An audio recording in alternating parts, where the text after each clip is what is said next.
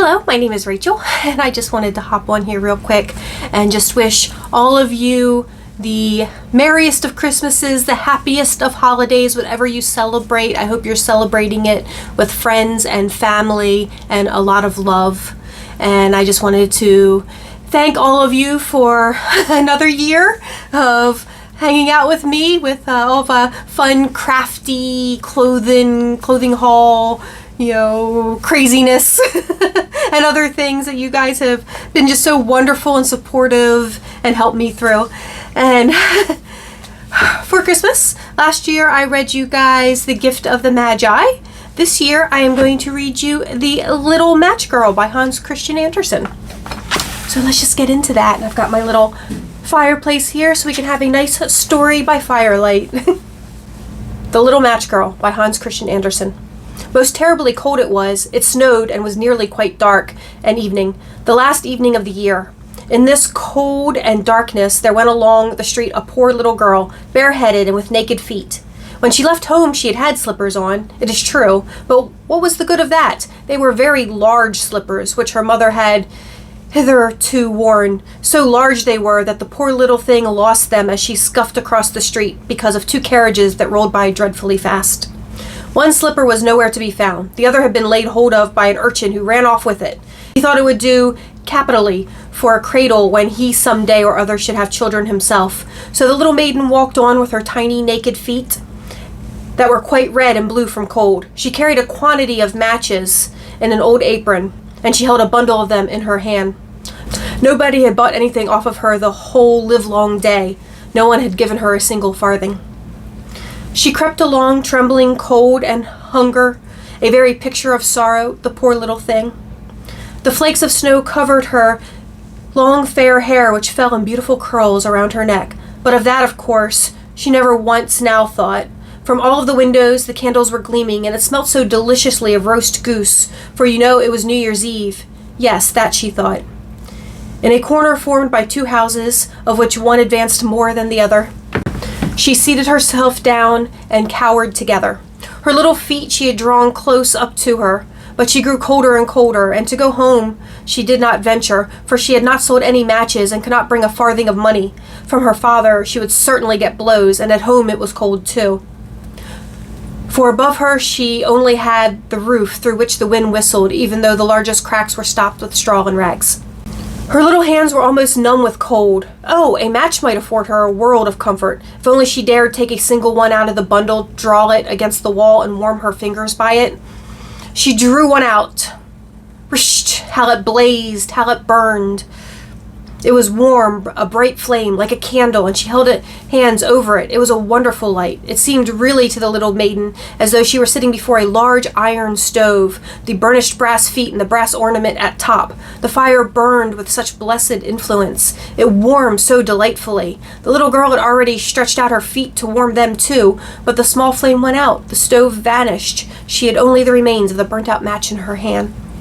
She rubbed another one against the wall. It burned brightly, and where the light fell on the wall, there the wall became transparent like a veil, so she could see into the room.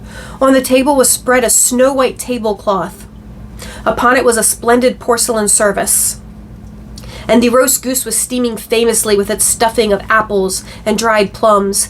And what was still more capital to behold was the goose hopped down from the dish, reeled about the floor with knife and fork in its breast till it came up to the poor little girl.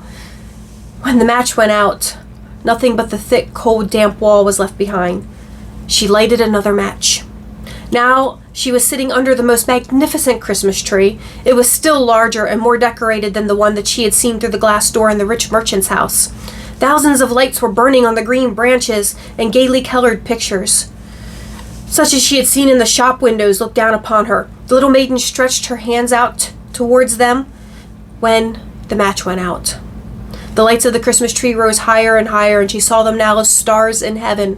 One fell down and formed a long trail of fire. "Someone is dead," said the little girl, for her old grandmother, the only person who had loved her and who was now no more, had told her that when a star falls, a soul ascends to God. "Grandmother," cried the little one. She drew another match against the wall. It was again light, and in the luster there stood the old grandmother, so bright and radiant, so mild, and with such an expression of love. "Grandmother," cried the little one, "oh, take me with you. You go away when the match burns out. You vanish like the warm stove, like the delicious roast goose, and like the magnificent Christmas tree." And she rubbed the whole bundle of matches quickly against the wall, for she wanted to be quite sure of keeping her grandmother near her.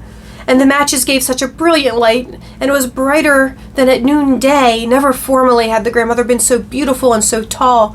She took the little maiden on her arm, and both flew in brightness and in joy so high, so very high. And then above was neither cold nor hungry nor anxiety. They were with God. But in the corner at the cold hour of dawn sat the poor girl, with rosy cheeks and a smiling mouth, leaning against the wall, frozen to death on the last evening of the old year. Stiff and stark sat the child there with her matches, of which one bundle had been burnt. She wanted to warm herself, people said. No one had the slightest suspicion of what beautiful things she had seen. No one even dreamed of the splendor in which, with her and her grandmother, had entered the joys of the new year. So I hope you enjoyed that quick little reading of The Little Match Girl, and thank you guys so much for watching. Please, if you did enjoy the video, please give it a thumbs up. If you didn't enjoy the video, feel free to give it a thumbs down. I'm not going to see it, but you can tell me that in the comments below. And please subscribe to the channel. And I hope everyone is just staying happy, healthy, and safe in this incredibly crazy world we're living in. And I will talk to you all soon. Bye-bye.